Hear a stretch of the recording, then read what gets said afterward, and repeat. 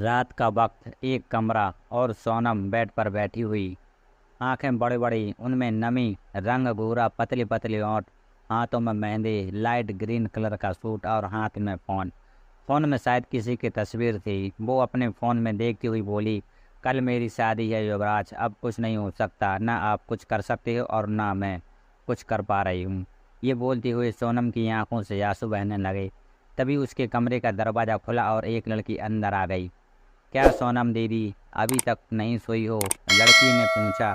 आपको पता है ना कि कल आपकी शादी है? सोनम ने अपने आंसू पोंछते हुए उस लड़की की तरफ देखा और कहा, मुझे पता है कि कल मेरी शादी है। तो ये बात बार बार मत बता मुझे। और तू मेरे कमरे में क्या कर रही है? जाकर अपने कमरे में सो। अंजलि, जो कि सोनम की छोटी बहन है, वो बेड पर लगभग गिरती हुई बोली, पापा ने बोला है कि आज रात आपको अकेले नहीं छोड़ना है, क्योंकि कल आपकी शादी है ना, इसलिए। सोनम गुस्से में बोली, यार कम से कम आज की रात तो मुझे चैन से रहने दो। जब से हॉस्टल से आई हूँ सभी ने जीना हराम कर रखा है। अंजलि ने अपने मुंह पर कंबल डालते हुए कहा, मुझे मत कहो कुछ भी, मैं सिर्फ पापा के निर्देशों का पालन कर रही हूँ, सो प्लीज़ मुझे कुछ मत कहो और सोने दो। सोनम गुस्से में एक तकिया अंजलि पर फेंक देती है और बालकनी में आकर बैठ जाती है और फिर से अपने फ़ोन में तस्वीर देखने लगती है। वो तस्वीर युवराज की तस्वीर। सोनम और युवराज बचपन के दोस्त, कॉलेज की सहपाठी। सोनम बालकनी में खड़ी रात के अंधेरे में डूबी हुई थी। उसकी आंखों में सिर्फ एक ही तस्वीर थी, युवराज की। युवराज जो ना सिर्फ उसका बचपन का दोस्त था बल्कि कॉलेज का सहपाठी भी था। 2 साल पहले दोनों एक दूसरे के प्यार में पड़ गए थे, लेकिन किस्मत को कुछ और ही मंजूर था।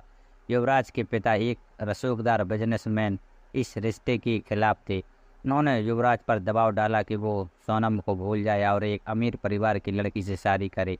मजबूरन युवराज ने सोनम से नाता तोड़ दिया और विदेश चला गया। सोनम टूट गई थी। उसने अपना सब कुछ खो दिया था, अपना प्यार, अपना दोस्त, अपना भविष्य।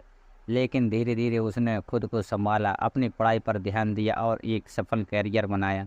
लेकिन उसके दिल में युवराज की याद हमेशा ताज़ा रही और आज 2 साल बाद वो फिर से उसकी ज़िंदगी में लौट रहा था। सुबह होते ही सोनम के घर में हलचल मच गई। शादी की तैयारियां जोरों पर थी, लेकिन सोनम के मन में शांति की जगह अनिश्चितता का साया था।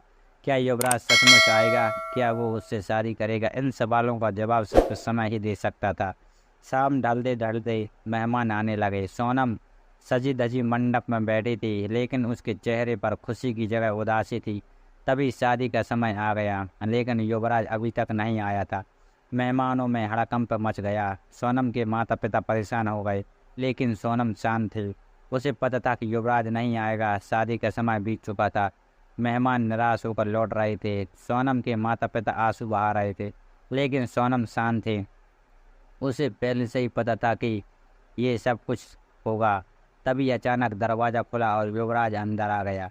वो धूल मिट्टी से भरा हुआ था और उसके कपड़े फटे हुए थे, लेकिन उसकी आंखों में प्यार की चमक थी। उसने दौड़कर सोनम को गले लगा लिया और कहा, सोनम, मैं तुम्हें कभी नहीं छोड़ूंगा, मैं तुमसे बहुत प्यार करता हूँ।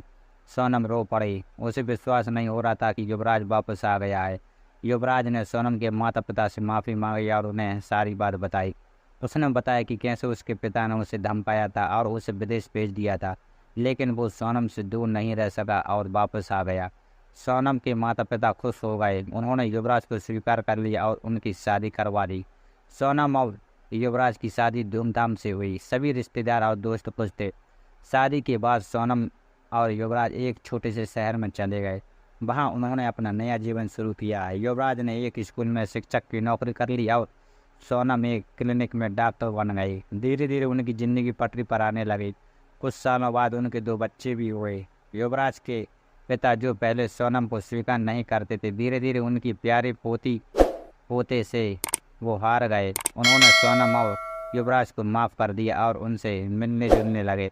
सोनम और युवराज खुशी खुशी रहने लगे। उन्होंने एक दूसरे का साथ कभी नहीं छोड़ा।